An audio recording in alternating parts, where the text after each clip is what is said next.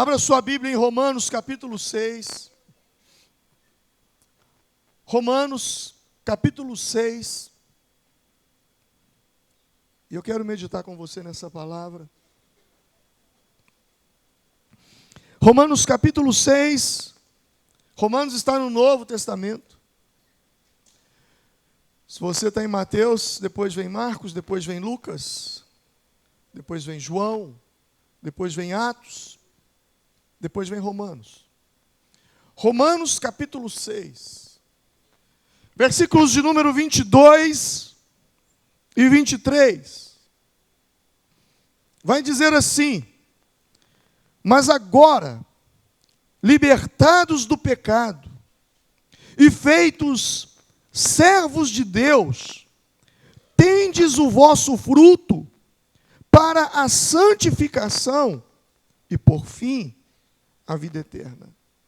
Porque o salário do pecado é a morte, mas o dom gratuito de Deus é a vida eterna, por Cristo Jesus, nosso Senhor.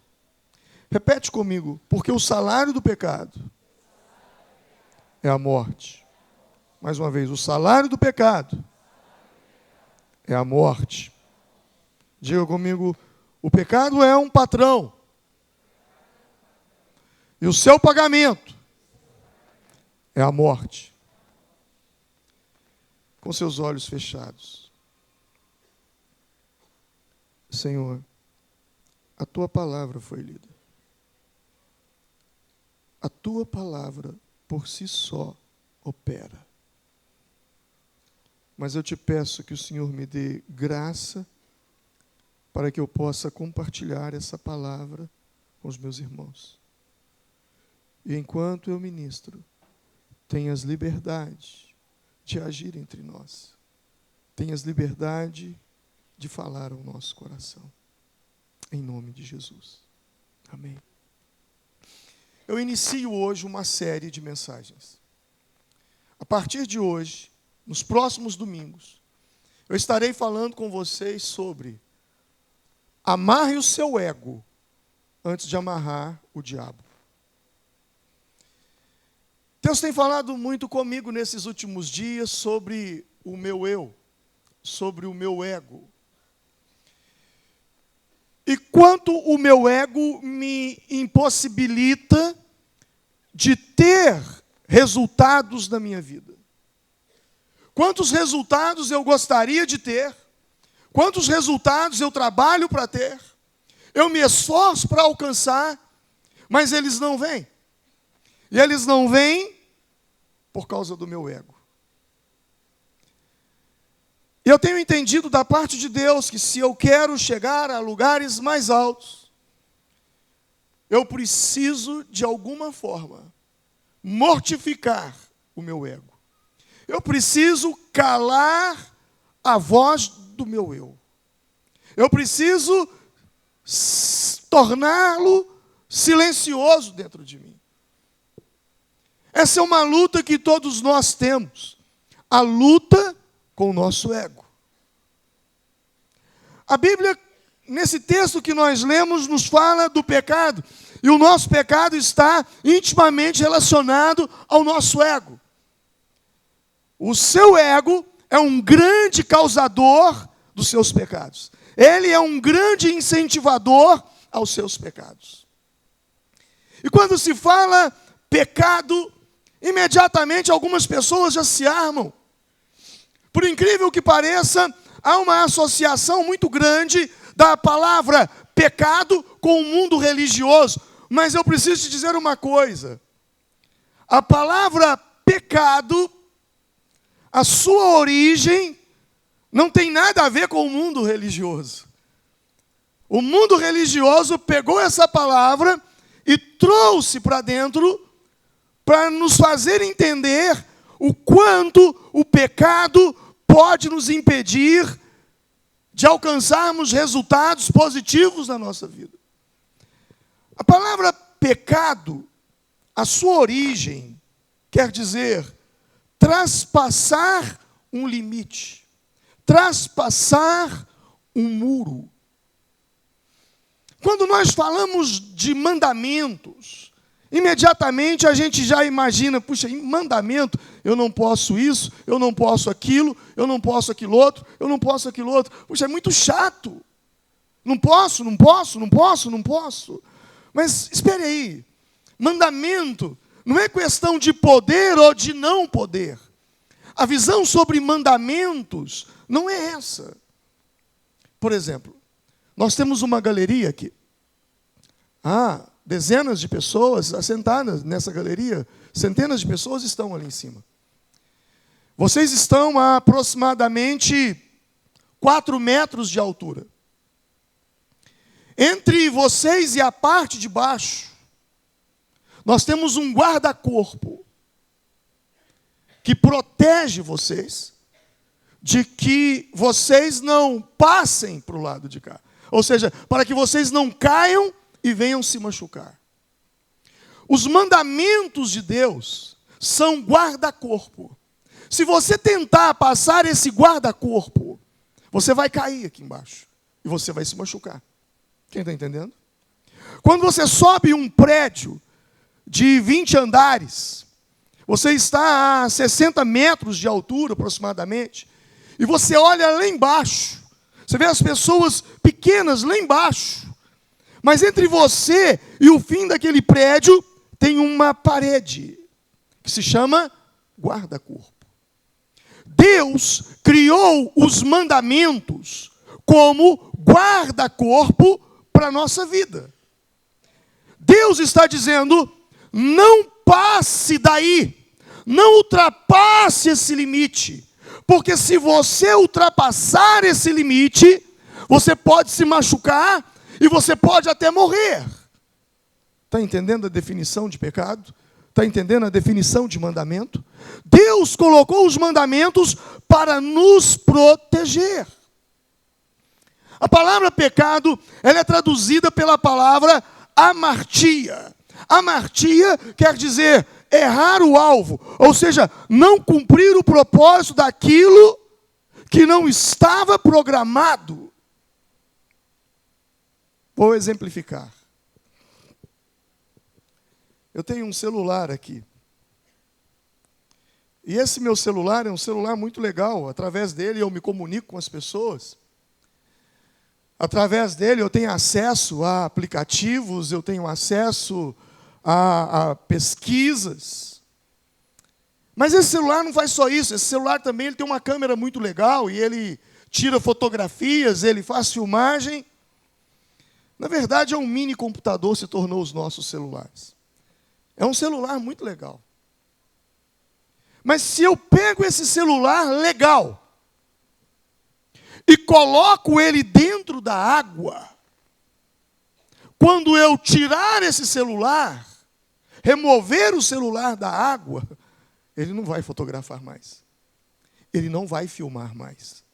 Eu não terei acesso aos aplicativos mais.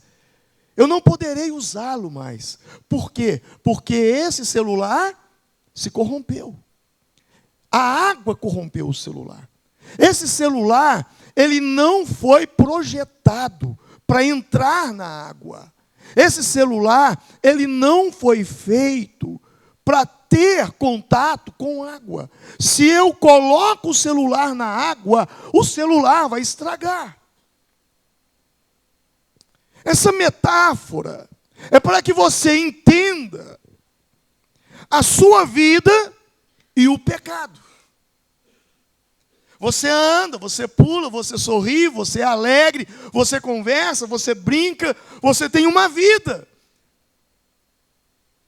Mas uma vez que essa sua vida entrou em contato com o pecado, tal qual o celular entrou em contato com a água, a sua vida vai estragar.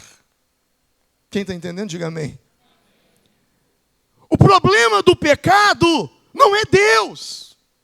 Deus não tem problema com o seu pecado. Seu pecado, de alguma forma, não atrapalha nada em Deus. O seu pecado é um problema seu. Pecado não é um capricho de Deus. Faça isso ou faça aquilo, não. Quando você peca, você se machuca. Está entendendo? Assim como o celular, quando ele entra na água, ele estraga. Quando você tem contato com o pecado, você estraga. Você se corrompe. Isso te machuca. O pecado, ele te deforma. Por que Deus odeia o pecado? Sabe por que Deus odeia o pecado? Porque Deus ama você. Porque Deus ama você, Deus odeia o pecado. Porque Deus sabe que todas as vezes que você tiver contato com o pecado, você vai se machucar. Você vai se deformar. Você vai se estragar. E Deus não quer que você se machuque. Deus não quer que você se estrague. Deus não quer que você se deforme. Então o problema do pecado não é você e Deus. O problema do pecado é você e você. Deus se entristece, por quê? Porque você foi projetado para ser um ser vencedor. Você foi feito à imagem e à semelhança de Deus. Mas o pecado te destrói. Então Deus coloca mandamentos para que eu e você obedeçamos os mandamentos e venhamos fugir de uma vida pecaminosa. Mandamentos são princípios. E quando você quebra um princípio, o princípio te quebra.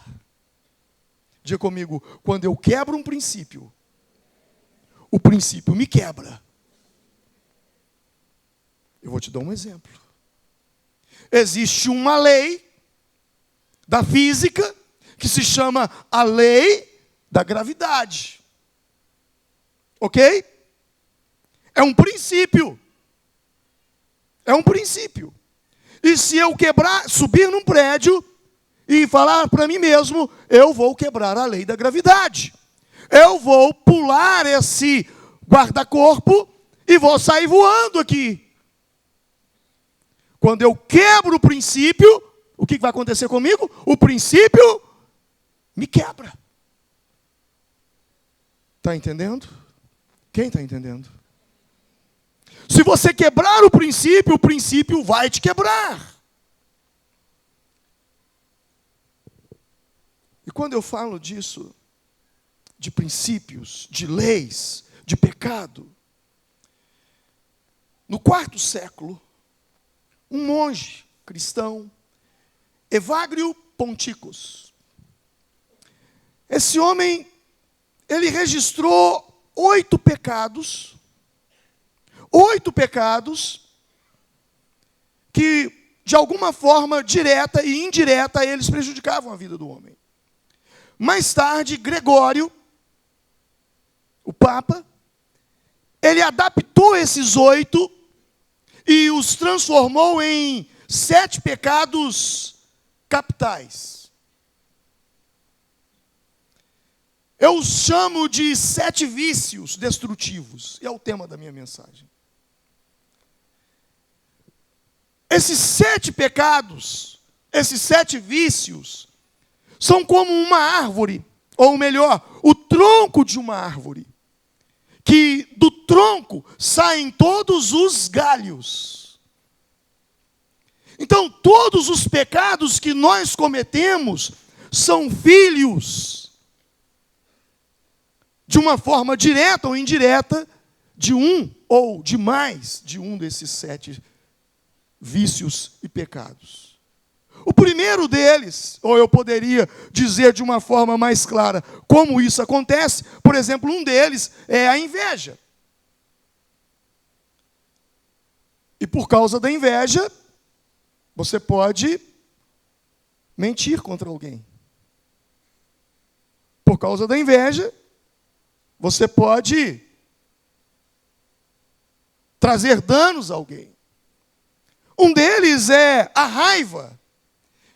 E por causa da raiva, você pode matar alguém. Então vamos lá, o primeiro é o orgulho.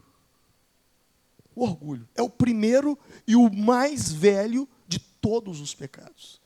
Porque o orgulho, quando ele aconteceu, ele não aconteceu aqui na terra, é um pecado que aconteceu no céu.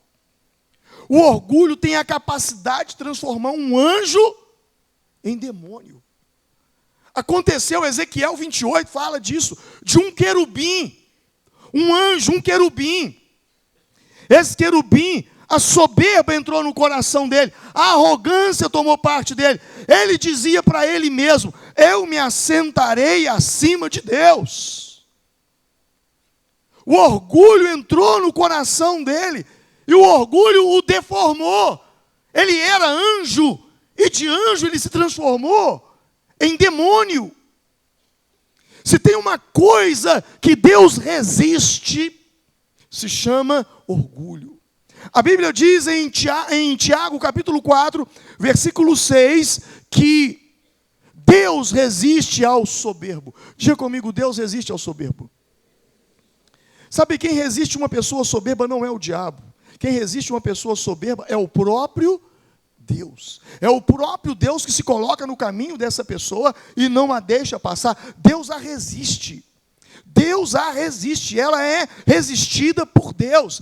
Às vezes ela diz: eu não sei o que está acontecendo com a minha vida, parece que alguém fez alguma coisa má contra a minha vida. Não, ninguém fez coisa má contra a sua vida, foi você mesmo que fez coisa má contra a sua vida, deixando a soberba, o orgulho, a arrogância apoderar-se de você. E porque agora você é soberbo, o próprio Deus te para, o próprio Deus diz: daqui você não passa. Eu não sei se você já se deu conta disso, mas o orgulho é a origem do divórcio. Pastor, onde é que você leu isso na Bíblia? É simples, Mateus capítulo 19, versículo 8.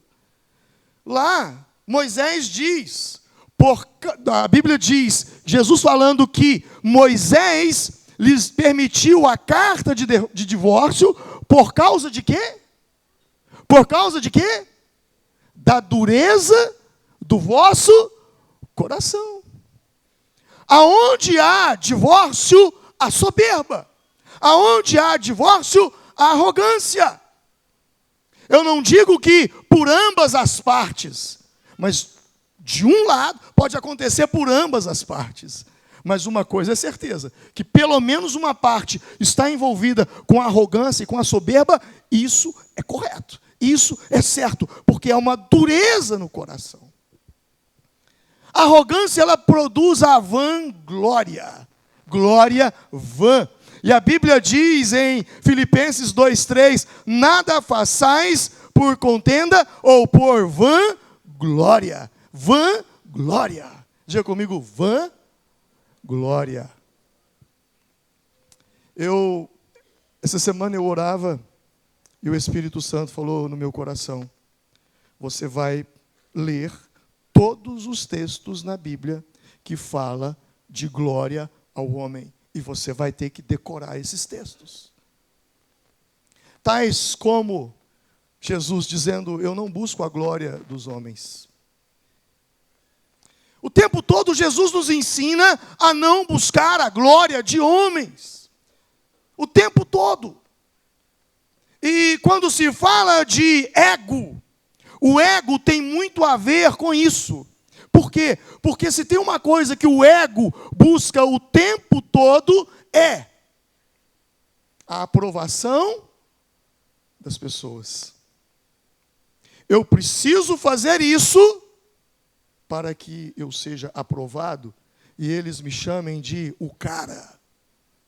Não, eu não posso fazer isso, porque se eu fizer, eles vão ficar chateados comigo. Sabe, eu não estou preocupado se as pessoas vão ficar chateadas comigo ou não. Isso não interessa. Mesmo porque o que as pessoas pensam de mim não é problema meu, é problema delas. Amém? Eu não tenho que fazer porque o que você vai falar ou deixar de falar. Isso não é problema meu. Eu tenho que fazer porque é correto, porque é justo, porque é honesto, porque é direito, porque é certo. Se vai desagradar, isso é problema meu. A palavra de Deus, ela trabalha isso em nós. Então, quando se fala de ego, o ego tem a ver tanto com a autoestima, como também tem a ver com a baixa estima. O mesmo espírito que atua para cima é o mesmo espírito que atua para baixo. Por quê? Porque muitas vezes alguém disse que não existe forma pior de arrogância do que a falsa humildade. E eu e você precisamos estar atentos com isso. Arrogância, orgulho, na linguagem dos adolescentes, é o cara que se acha. Você já ouviu essa frase? Fulano se acha. Quem é o fulano que se acha, pastor? É aquele que a nota de R$10 dele vale mais que a minha. Não, eu tenho R$10, eu também tenho, mas a minha vale mais que a sua. Você conhece esse tipo de gente? O que é dele tem mais valor do que aquilo que é seu. E aí alguém me pergunta assim, pastor, existe uma forma de medir orgulho? Existe um termômetro que mede orgulho? Eu digo, tem.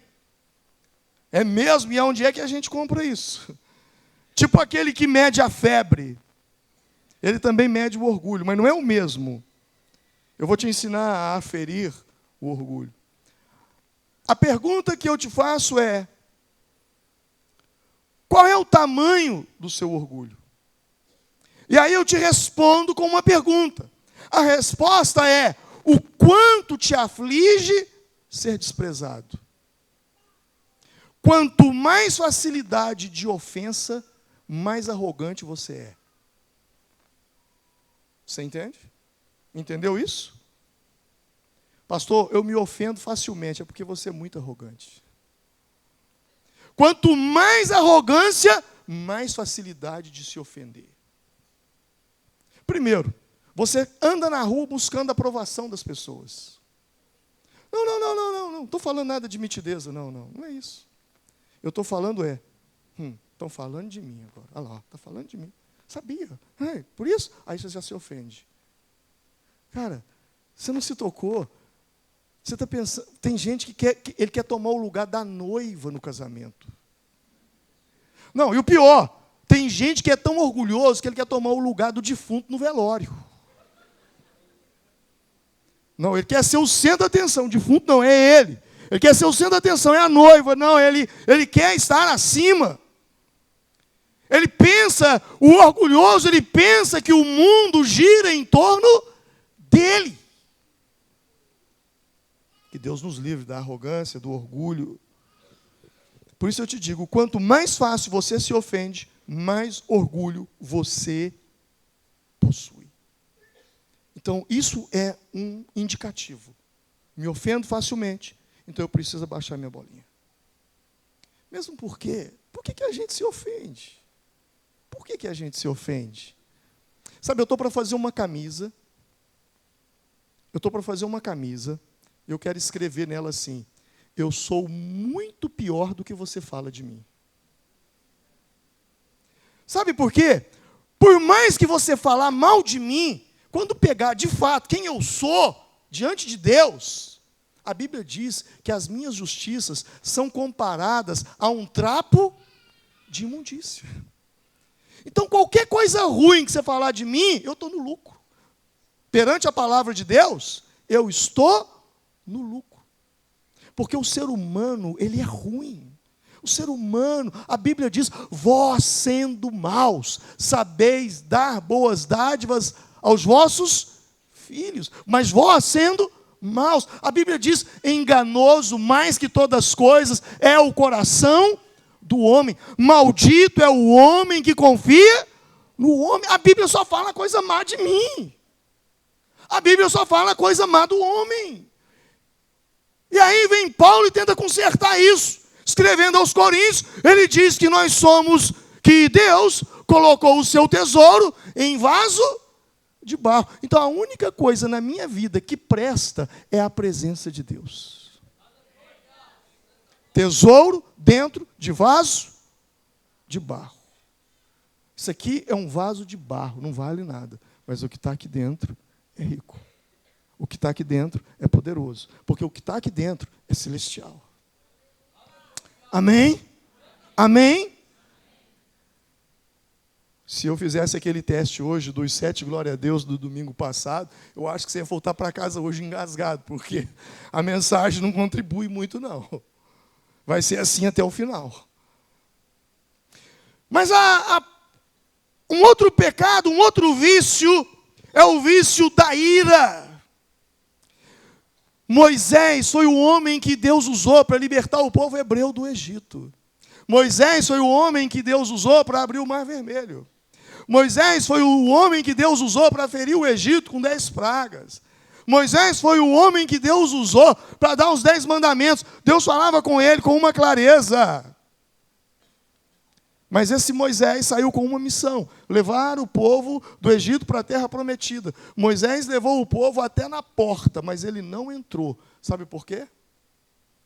Porque um dia Moisés deixou que a ira tomasse o coração dele. E Deus mandou ele conversar com a rocha. E ele feriu a rocha. E por causa disso, Deus não permitiu. Vamos parar e analisar. Promessa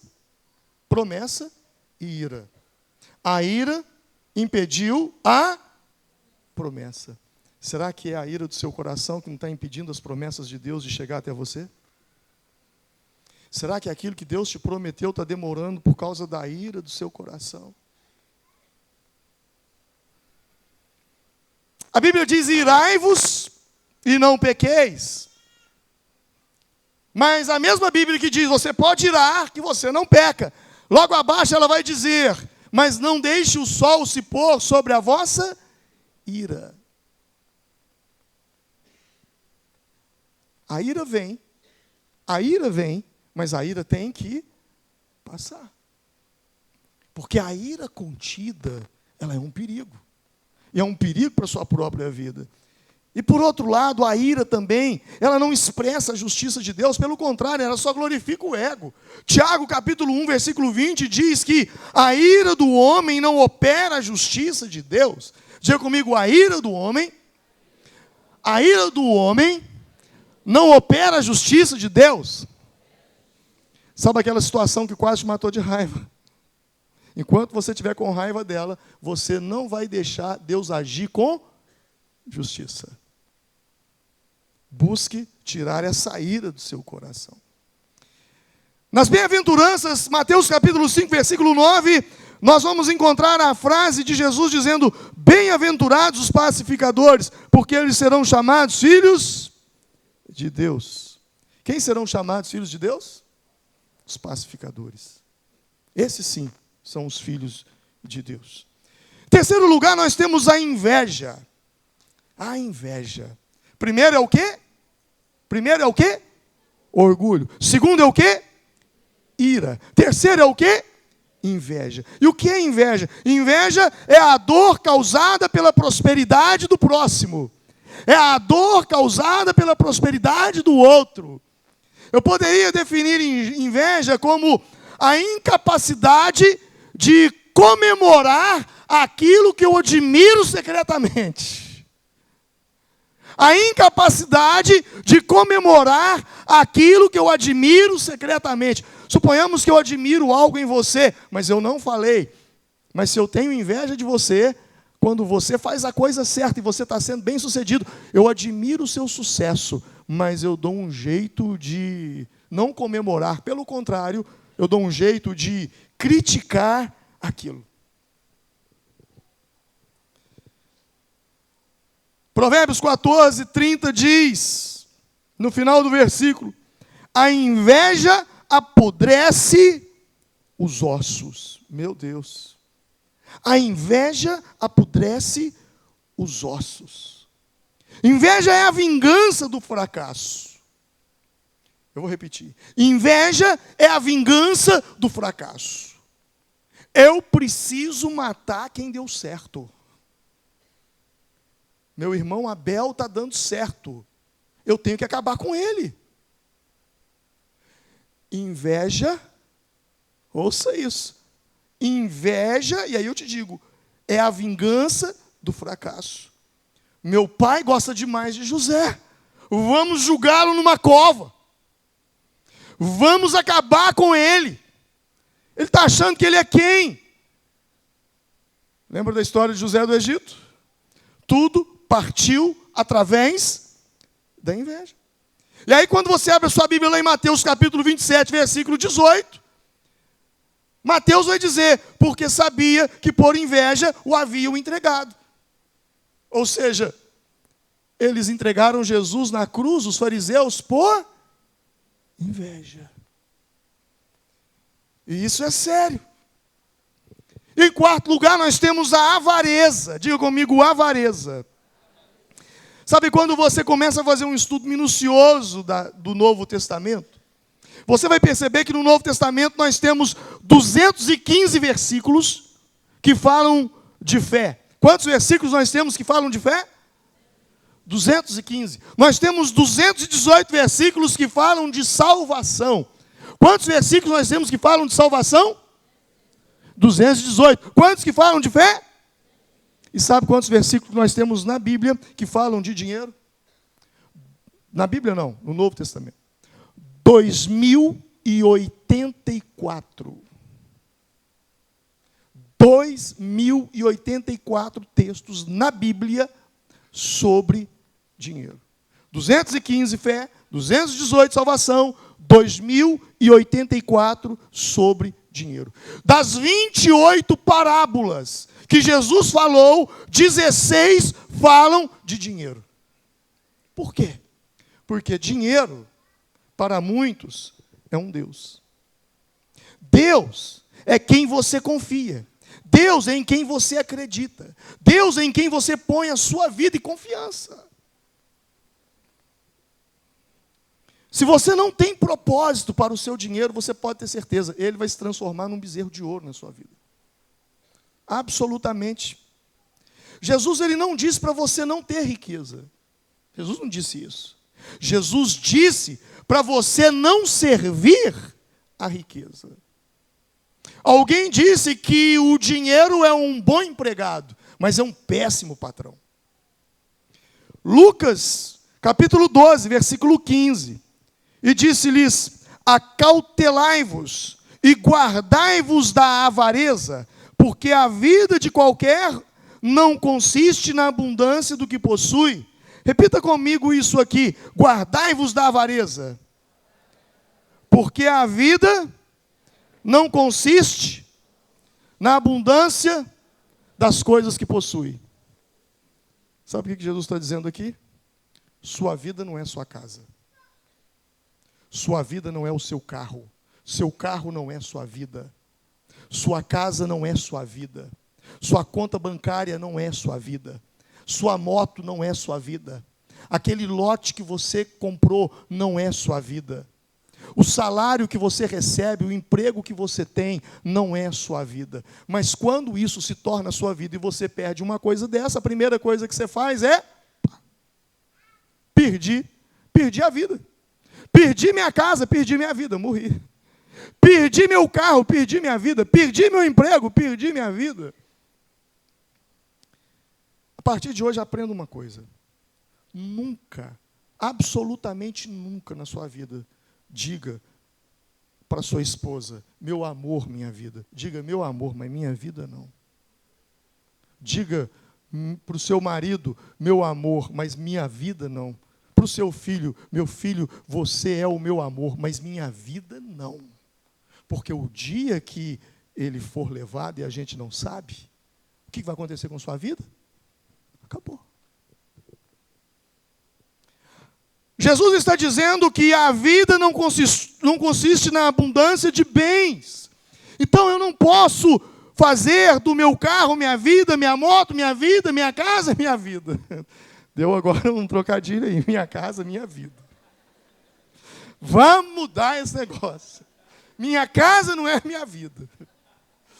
Mesmo que você more num projeto da minha casa, minha vida, pega um óleo, chega lá na porta, diz Deus, obrigado por essa casa, mas minha casa não é minha vida. Amém? Mas interessante que a vida não consiste da abundância de bens que eu possuo, Mas a vida também não consiste de bens que eu não possuo. Por exemplo, em Mateus capítulo 25, há algumas parábolas ali, mas existe uma parábola dos talentos, você lembra? E a Bíblia diz que um homem ganhou 5 talentos, o outro ganhou 2 talentos e o outro ganhou 1 talento. Lembra? O que ganhou 5, o que ele fez? Negociou 5. O que ganhou 2, o que ele fez? Negociou 2. E o que ganhou 1, o que ele fez? Enterrou. Então, quem era o avarento da história? O que ganhou? 1. Nem sempre ser rico é sinônimo de avarento. Existe muito pobre, miserável, avarento. Essa parábola deixa isso muito claro. Quem foi o avarento da história não foi quem ganhou 5, foi o que ganhou menos. Em quinto está o vício da preguiça. Diga comigo, preguiça.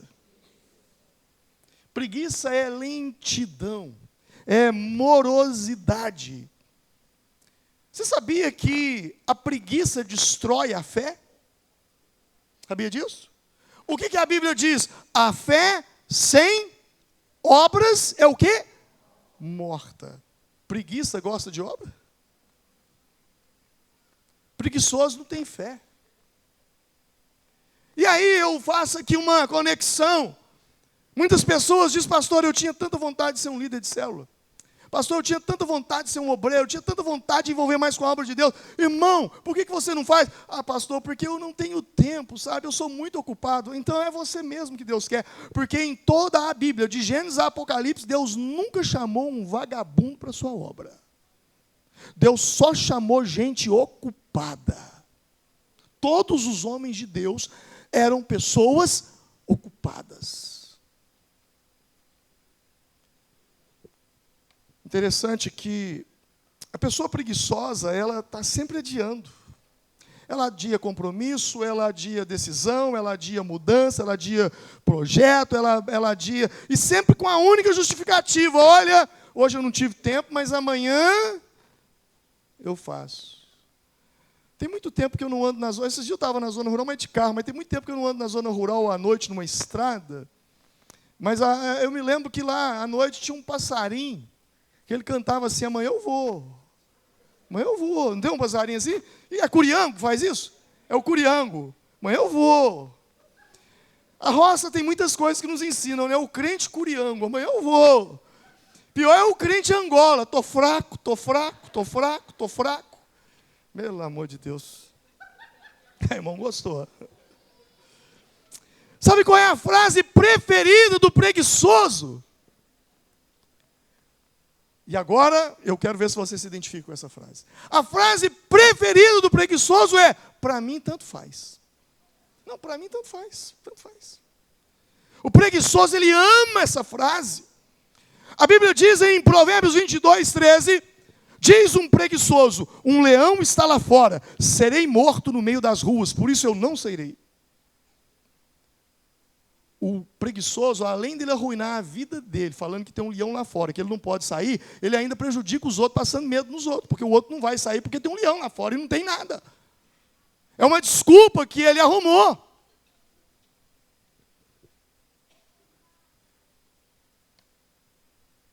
O preguiçoso, ele não somente arruina a si mesmo nesse texto, mas o próximo.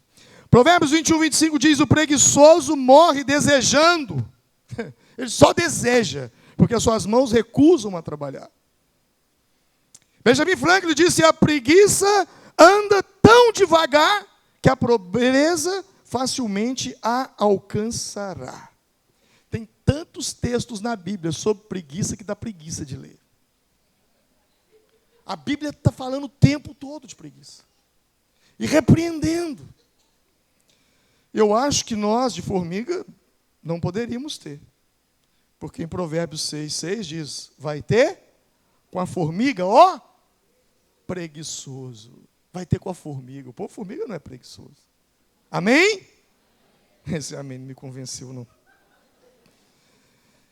Sexto, glutonaria. Glutonaria. Glutonaria significa viver para satisfazer os seus apetites.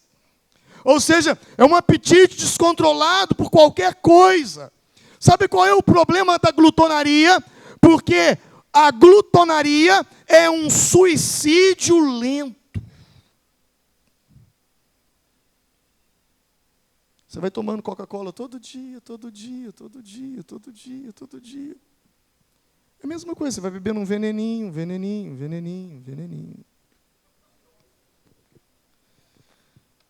Você vai se enchendo de açúcar, de sal, de gordura, e o seu sangue vai enchendo de açúcar, suas veias enchendo de gordura, e de repente você tem uma doença que ela entrou em você através da sua boca. Deus tem um plano maravilhoso para você. Deus quer que você veja os seus filhos, Deus quer que você veja os filhos dos seus filhos, e Deus quer que você veja os filhos dos filhos dos filhos dos seus filhos. Deus tem longevidade para você. Deus quer que você viva muitos anos, porque Deus quer que você tenha muitas vitórias, muitas conquistas, que você faça muitas coisas para Ele. Então não seja glutão.